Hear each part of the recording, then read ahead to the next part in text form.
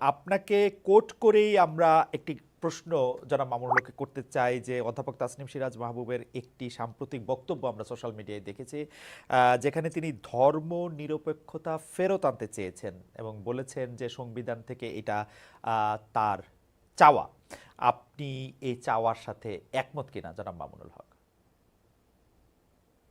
না, আমি কোনোভাবেই একটি মুসলিম প্রধান দেশে এবং যারা আমরা ঐতিহ্যগতভাবেই একটি মুসলিম জাতিসত্তা গঠনের জন্য দীর্ঘ সংগ্রাম, যাদের ঐতিহ্য, আমরা সেখানে কোনোভাবেই ধর্মনিরপেক্ষতার মতো একটি ইসলাম বিরোধী, সম্পূর্ণ ইসলামের সাথে সাংঘর্ষিক একটি মতবাদকে কোনোভাবেই রাষ্ট্রীয়ভাবে আমরা ইসলামিক দৃষ্টিকোণ থেকে মানতে প্রস্তুত নই।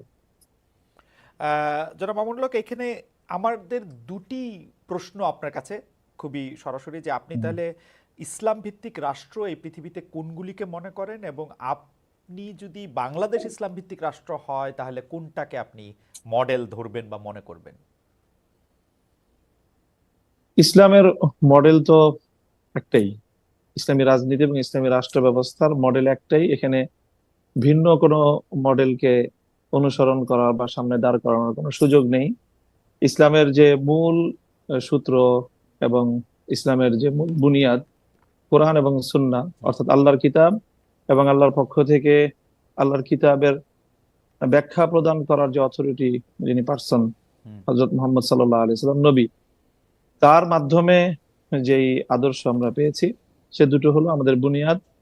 এবং তার এই দুটোর মাধ্যমে, কোরআন এবং নবীর সুন্নাহর মাধ্যমে প্রাপ্ত ইসলামী যে রাজনৈতিক ব্যবস্থা, সেই ব্যবস্থার নাম হলো খিলাফা ব্যবস্থা।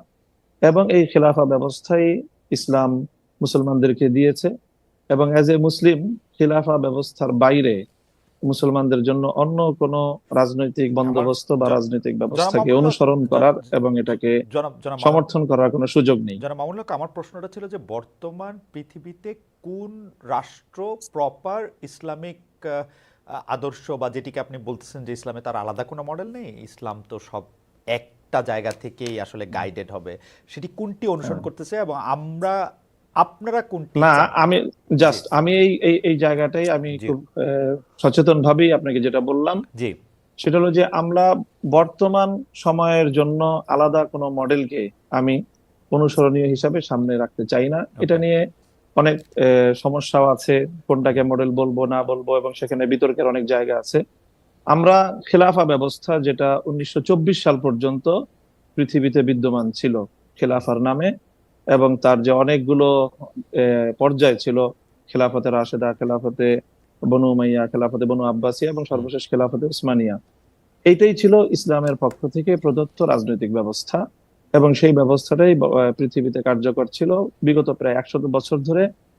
মুসলিম উম্মার মতো সারা পৃথিবী ইসলাম প্রদত্ত সেই রাজনৈতিক ব্যবস্থা থেকে বঞ্চিত। সেই ব্যবস্থা আবার ফিরিয়ে আনার জন্য অনেকেই আপ- সংগ্রাম করছে, কেউ কেউ আপ- আংশিক সফল হয়েছে। আপ- এখনো পর্যন্ত বিগত 100 বছরের মধ্যে পূর্ণাঙ্গ খেলাফা ব্যবস্থা প্রতিষ্ঠার কোনো নজির আপ- পৃথিবীতে বিদ্যমান নেই। আপনি 1924 সাল পর্যন্ত এটি বজায় ছিল বলে বলছেন, মানে আরেকটু কি বলবেন ভৌগোলিকভাবে কোন জায়গাতে স্পেসিফিকভাবে আপনি যেরকম খেলাফার কথা হুম। বলছিলেন সেটা ছিল, এটা যদি আরেকটু হ্যাঁ, স্পেসিফাই সেটা করতেন। খেলাফা উসমানিয়া, যেটাকে আমরা অটোমান সাম্রাজ্য বলে থাকি ইংলিশে, যেটাকে আমরা ইসলামী পরিভাষায় উসমানী খেলাফত বলে থাকি। অন্যরা এটাকে উসমানী সাম্রাজ্য বলে, আমরা এটাকে সাম্রাজ্য বলি না। রাইট। উসমানী খেলাফা, যার প্রধান সর্বশেষ রাজধানী ছিল তুরস্কে, এবং তুর্কি খেলাফতও বলা হয় সেটাকে। এবং সেই তুর্কি খেলাফার অধীনেই পৃথিবীর বিরাট একটা অঞ্চল, মুসলিম বিশ্ব, সেটা পরিচালিত হতো। আপনি আপনি এই ওসমানিয়া খিলাফাকে কি আপনি মনে করেন যে তারা কোরআন সুন্নাহর আদর্শ ভিত্তিক ভাবেই এই খিলাফা ব্যবস্থা করেছিল? হ্যাঁ, তাদের মূল এখানে যে খেলাফা ব্যবস্থার যে মূল ভিত্তি, অর্থাৎ আইনের যে ভিত্তিটা, এবং সেই রাষ্ট্র ভিত্তিটা হবে রাষ্ট্র আল্লাহ প্রদত্ত আইন। সে আল্লাহ রাষ্ট্র প্রদত্ত সেভাবেই আইনের পরিচালিত ভিত্তিতে হচ্ছিল। সমাজ এবং রাষ্ট্র পরিচালিত হবে। সেক্ষেত্রে বিভিন্ন সময়ে রাষ্ট্র পরিচালনার ক্ষেত্রে আইন অমান্য করার বা যথাযথভাবে আইনের প্রয়োগে ভুল ত্রুটি থাকতে পারে, কিন্তু আদর্শিকভাবে, নীতিগতভাবে সেই জায়গাটা খেলাফার অনুসরণ ছিল। আপনি ওসমানিয়া সাম্রাজ্যের যারা প্রধান ছিলেন, প্রথম দ্বিতীয় সুলাইমান থেকে শুরু করে আরো যারা, হুম। তাদেরকে আপনি আদর্শ মুসলিম খেলাফা শাসক মনে করেন? না, না, তাদের সকলকে পরিপূর্ণ আদর্শ মুসলিম শাসক হিসাবে আমি এখানে তাদেরকে সার্টিফাই করছি না। আমি বলছি সে সিস্টেমটার কথা, যে সিস্টেমের তাদের মূল কথা হবে, মূল বুনিয়াদ হবে যে আইন দিবেন আল্লাহ, এবং মানুষ আপনার বা শাসক আল্লাহর পক্ষ থেকে প্রতিনিধি হিসাবে মানুষকে শাসন করবে। আপনার কাছে মনে হয় তারা যে প্র্যাকটিসটা করেছেন সেই প্র্যাকটিসটা তারা কথা যে ওইটা বলেছেন সেটা অনুসরণ করেছেন, মৌলিকভাবে অনুসরণ করেছেন। মৌলিকভাবে অনুসরণ করেছেন? অনেক সময় তাদের শাখাগত কোনো বিষয়ে প্রয়োগের ক্ষেত্রে কোথাও ভুল ত্রুটি থাকতেই পারে। প্রয়োগের ক্ষেত্রে ভুল ত্রুটি এবং ন্যায় বিচারের ক্ষেত্রে তারা মানে মানে মূল ইসলামের যে গাইডেন্স সেটা অনুসরণ করেছেন তারা, হ্যাঁ, এটা আপনার মনে বিচার হচ্ছে? ব্যবস্থার মধ্যে পরিপূর্ণই কোরআন সুন্নাহ প্রদত্ত, আল্লাহর প্রদত্ত যে এবং আইন, এবং সেই আইনকেই তারা ফলো করতেন। এবং অটোমান বা ওসমানিয়া খেলাফা যেসব জায়গাকে উপনিবেশ বানিয়েছিল তাদের প্রতি সম এবং ন্যায় ধরনের আচরণ করেছেন বলে আপনি মনে করেন? অবশ্যই। আচ্ছা, ঠিক আছে, আমরা আবার আসবো আপনার কাছে। আমরা একটু প্রফেসর তাসনিম হ্যাঁ, সিরাজ মাহবুবের কাছে যেতে চাই। প্রফেসর তাসনিম সিরাজ মাহবুব, আপনি সম্প্রতি ধর্মনিরপেক্ষতা দাবিতে বক্তব্য দিয়েছেন। আপনার বক্তব্যের প্রথম অংশটার মধ্যে ছিল যে আপনি আসলে ধর্মনিরপেক্ষতা সংবিধানে চান, মানে আমি যেটি কোট করছি, এবং দ্বিতীয়টিতে আপনি বলেছিলেন যে আপনি কিছুটা ভয় পাচ্ছেন এই বক্তব্য উপস্থাপন করে যে নিরাপদে বাড়ি যেতে পারবেন কিনা।